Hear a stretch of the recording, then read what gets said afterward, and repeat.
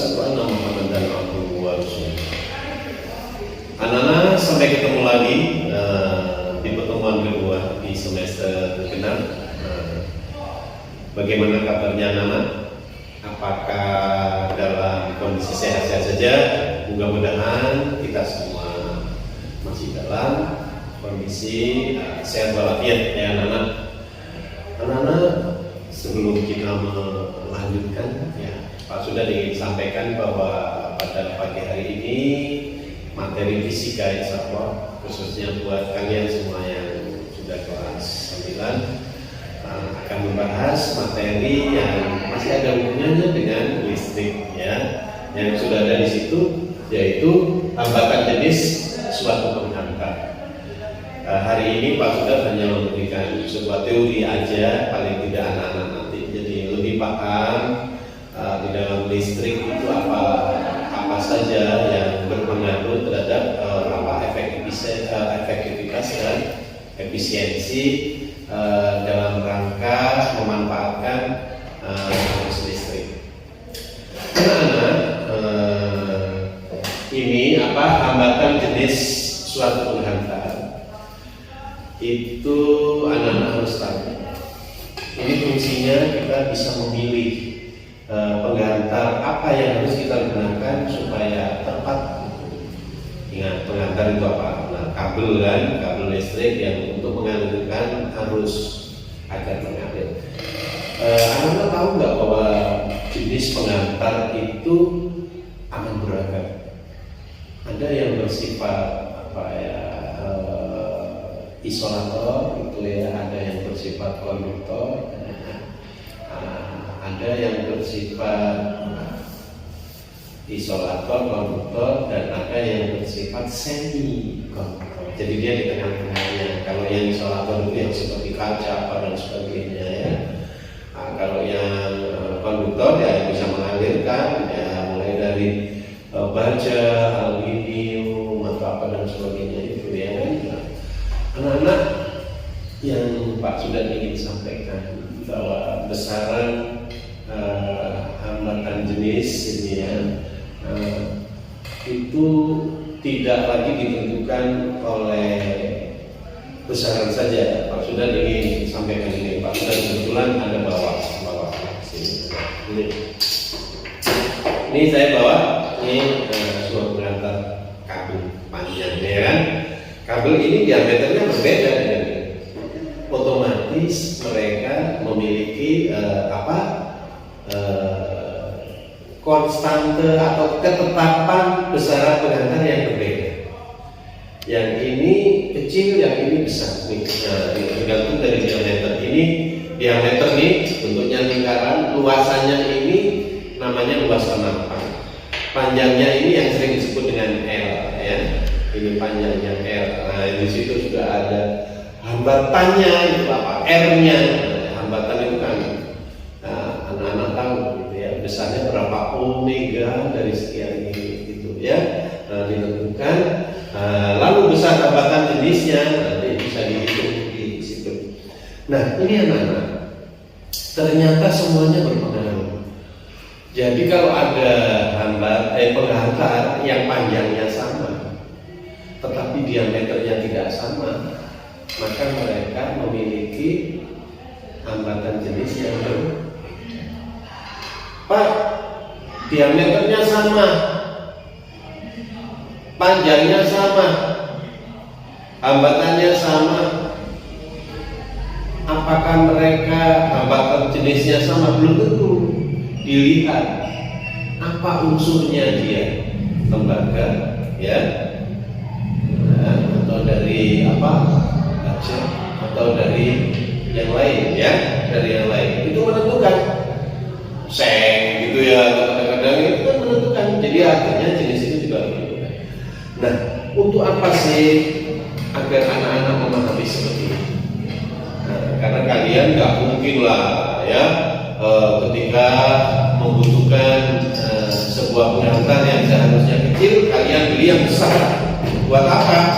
Ya, malah nanti karena hambatan jenisnya besar, justru tegangan jepitnya itu itu ya, teganannya habis untuk digunakan mengaliri pengantarnya, karena amat besar dibutuhkan ya. Sudah paham? Jadi artinya ini hambatan jenis suatu pengantar itu adalah sebuah ketetapan yang dimiliki oleh masing-masing pengantar, yang mereka sangat dipengaruhi oleh jenisnya, juga dipengaruhi oleh variabelnya ini. Apa itu variabelnya? Ini Pak sudah jelaskan ya. Ternyata variabelnya ada 5, tergantung dari hambatannya, tergantung dari hambat jenisnya juga, tergantung dari kepanjangannya, tergantung dari penampaknya. Tadi Pak sudah jelaskan. Ya, coba dilihat di sini. Nah, hambatan tetap satuannya O, panjangnya satuannya O, ini ya. Lambangnya memang L, tapi satuannya di sini meter ya, seperti ini. Meter, luas penampaknya meter persegi. Hambatan jenis itu kalau kelihatan berarti O meter. Anak-anak saya Pak Sudar akan lebih berlahan ya menjelaskan. Jadi lebih berlahan bagaimana menurunkan sebuah rumus ini untuk bisa keluar sebuah rumus baru yang mana bila dipertanyakan hambatan jenisnya. Coba dilihat ini ya. Ini sebagai ada variabel R di sini, hambat jenis kali panjang dibagi ini. Kalau kita keluarkan ini, coba saya perlahan-lahan. Jadi rho di sini hambat jenis dikalikan R, maka rumusnya menjadi R kali A. Nah, luas penampang. Nah, nih dilihat ada persamaan baru. Dari sini ini akan bisa berkembang ya, bisa berkembang. Bila ditanyakan rho, nah hati-hati. Pengalinya jadi pembagi kan ini. Bila ditanyakan rho, pengalinya jadi pembagi L. Nah, di sini. Ya, di sini adalah R besar dikalikan luas penampang. Nah, ini ada baru. Ustaz, ada yang tanya mungkin. Ustaz, kalau yang ditanyakan rho, kalau yang ditanyakan R, nah ya sama. Bila ditanyakan R, pengalinya kan rho, maka rho-nya yang jadi pembagi. Nah, di sini R kali A. Nah, ayo mau tanya apa lagi? Ya, anak-anak bisa mau tanya apa lagi dari sini? Ini menjadi persamaan yang kita perlu pahami ya di sini. Maka dari itu bila ditanyakan R, nah tanyakan R, nah apa jawabnya? Sama, hanya jadi pembagi kan? Nah, di sini tinggal dikali rho kali R. Oh, Pak, lagi. Bila ditanyakan A, nah ini sudah kan? Bila ditanyakan A, pengalinya kan R, R-nya jadi pembagi. Nah, ya di sini maka rho kali R. Benar. Saya rasa ini sudah cukup jelas. Saya akan ulang lagi sekali lagi biar anak-anak lebih jelas ya, karena minggu depan kita insya Allah sudah mulai belajar latihan soalnya ini ya, bagaimana cara mengerjakan soal. Tapi ini secara nggak langsung Pak sudah berharap anak-anak mau memahami ini dengan baik. Coba dilihat, karena nanti dalam soal-soal itu tidak selalu ditanyakan hambat jenisnya. Kadang ditanyakan hambatan, kadang ditanyakan panjangnya, kadang ditanyakan luas penampaknya. Oleh karena itu anak-anak tidak boleh ya hanya memahami satu rumus ini aja, tetapi tidak harus dihafal, harus dipahami. Oh, ini dikeluarin ini dulu. Dengan begini kan kita jadi tahu. Kalau pengali itu dipindah selalu jadi pembagi ya. Apa cukup satu ini aja? Yang lain sudah kalau tanyakan ini, oh ini kali ini. Kalau ditanyakan ini kali ini kan sudah. Nah, dengan demikian anak-anak akan menjadi lebih memahami ya ini. Jadi pada hari ini insya Allah Pak sudah tidak akan memberikan materi yang ada hubungan dengan itu, hanya teorinya ini ya. Teori adalah hambat jenis sebuah pengantar. Fungsinya untuk apa? Pak Sudar sudah menyampaikan agar kita dalam menggunakan penghantar atau sering, kalau kita sering menyebut di batu kabel gitu ya, kita harus menggunakan diameter yang seperti apa gitu ya, kita harus menggunakan yang jenis apa, bahkan kepanjangannya juga nggak boleh hanya butuh 2 meter, dilebihin aja. Ingat di situ bahwa L memiliki hambatan akan menjadi besar ini. Kalau L-nya besar maka hambatannya besar, maka hati-hati, arus yang mengalir di situ juga akan membutuhkan sebuah energi. Maka dari itu kalau tidak pernah kalau tidak pernah diperhitungkan, maka nanti hambatannya jadi coba lihat ini ya, di sini bahwa A itu adalah sebagai pembaginya. Kalau toh ini memang harus panjang gitu ya, di sini luas penampaknya supaya bisa menghasilkan lebih, ya seperti apa pembagi, kita harus tahu ya, kita harus pahami bahwa variabel ini sangat berpengaruh terhadap besarnya hambatan ya. Nah, hambat jenis coba dilihat nih, hambat jenis ya, kalau L-nya panjang ya hambat jenisnya makin kecil ya kan. Nah, ini yang penting kan, kita kan belajar ini supaya kecil. Pak, penampangi saya perkecil, yang makin kecil. R-nya makin kecil, yang makin kecil. Ya, ini yang penting.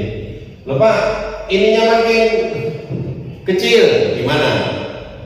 Lah, ini juga nanti akan menjadi lebih besar juga. Jadi kita harus pahami, coba dilihat, R berpengaruh, R-nya juga berpengaruh, A-nya lebih berpengaruh. Untuk apa? Supaya tepat. Jadi ketika kita menggunakan bahan, ya, itu harus betul-betul tepat, sasarannya harus tepat, sehingga apa? Menjadi efektif, efisien. Terlalu besar juga nggak bagus, terlalu panjang juga nggak bagus ya. Jenis-jenisnya yang memang harus ditentukan supaya tepat.